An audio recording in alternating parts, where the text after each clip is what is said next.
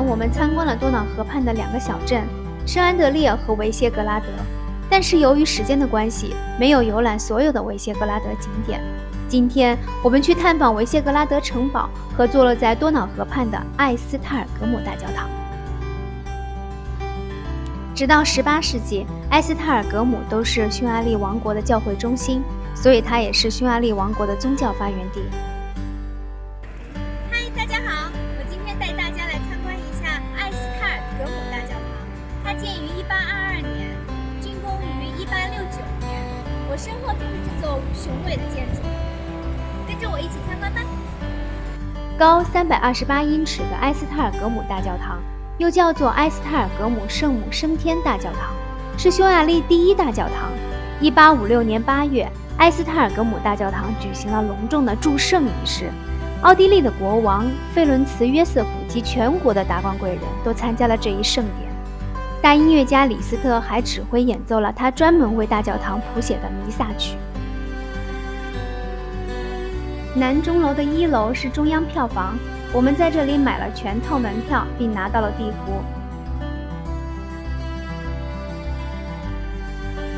进入教堂，我们首先来到了地下1层，这里是历代大主教墓室，葬有10位大主教。早在1506年，鲍克茨托马斯主教在当时的中世纪大教堂的地下圆厅里完成了这个墓室的奠基工作。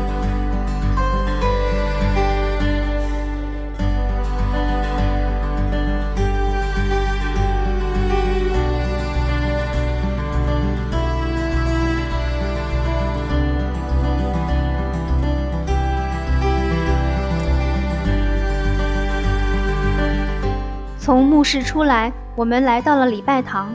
一步入大厅，立刻感受到了教堂的庄严和肃穆。如今的大教堂是重新修复的，前面有巨大的圆柱和高耸的中央圆顶。教堂内的装饰富丽堂皇，正厅平面呈十字形。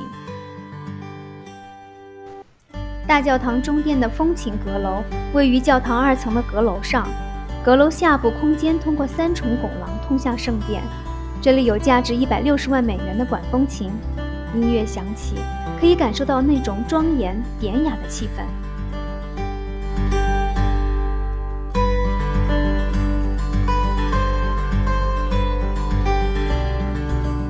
圣坛上悬挂着巨幅的圣母升天图，画高13米，宽6.5米，据说是世界上最大的一幅在一块画布上完成的单幅油画。画面构图宏伟，用色艳丽，突出动感，透出庄严凝重的宗教气氛。内墙角与穹顶下的墙壁上有几位匈牙利著名大主教的画像和塑像，大殿两侧设立着各个祭坛以及纪念碑，展现了那个年代艺术家们的雕刻及绘画艺术造诣。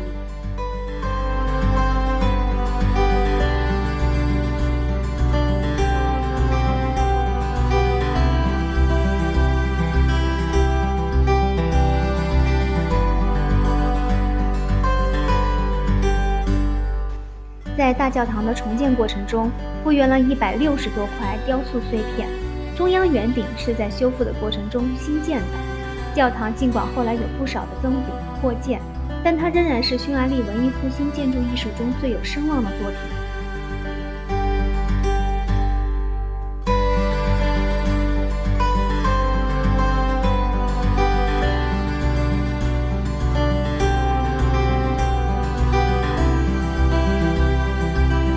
教堂2层设立了一个历史博物馆，其中包含匈牙利最后一个王子的纪念室。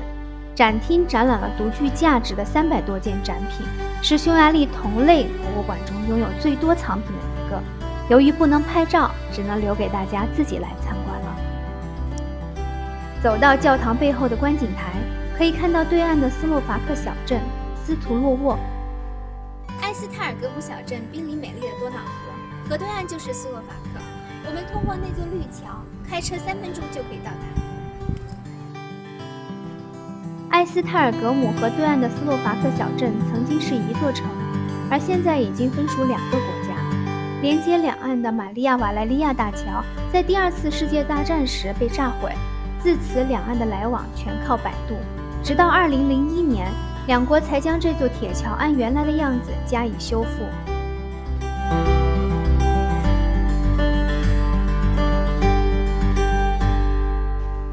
在大教堂的附近，还可以看到匈牙利部落首领阿尔巴德时代城堡的遗址。这里的考古遗迹可以追溯到公元2、3世纪。今天城堡可能是修缮，所以不对外开放，我们只能在城堡外一睹其斑驳的历史痕迹。离开艾斯泰尔格姆，我们开车前往维谢格拉德城堡。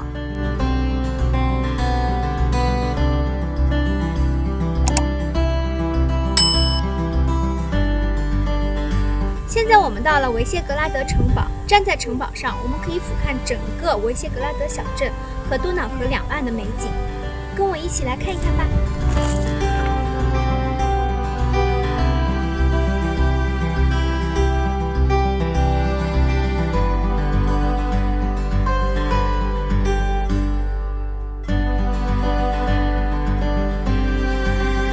维谢格拉德城堡建于维谢格拉德的山坡上，因其高耸入云，被称为云堡。这座城堡大约建造于1250至1260年，是贝劳四世为防止蒙古人再次入侵而修建的重要的城堡之一。据说，修建城堡的资金来自贝拉四世的王后玛利亚的嫁妆。城堡由围绕山顶的防御工事墙、2座塔楼和1座住宅宫殿组成，通过山谷屏障与下城堡相连。17世纪土耳其入侵之后，城堡被毁。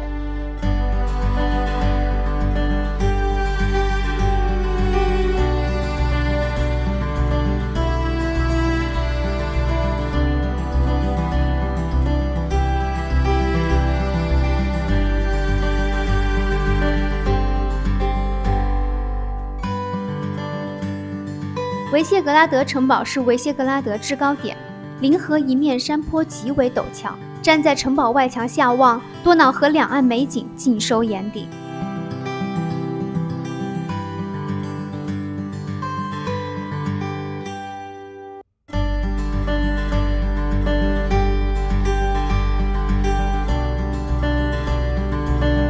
城堡中设有多个展厅，这个展厅重现了维谢格拉德最有纪念意义的时刻，就是在1335年，国王卡洛伊一世邀请波西米亚国王和波兰国王会晤的场景，有宴会和舞会，这就是最著名的维谢格拉德会议。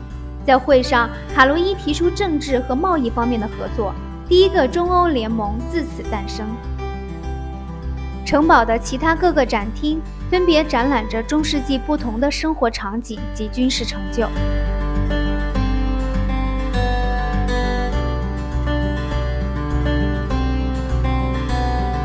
现在的城堡最多只能说是一座废墟而已，城堡的大部分建筑都已毁坏，只剩下四面的断墙残壁。但就是这座城堡，犹如一部历史教科书，见证了匈牙利的兴衰史。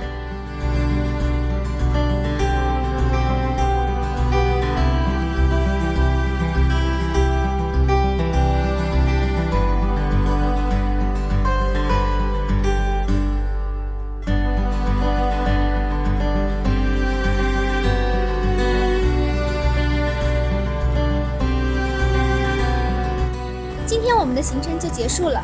如果喜欢我的视频，请订阅我的频道，并点击下方的小铃铛，你就不会错过我的视频啦。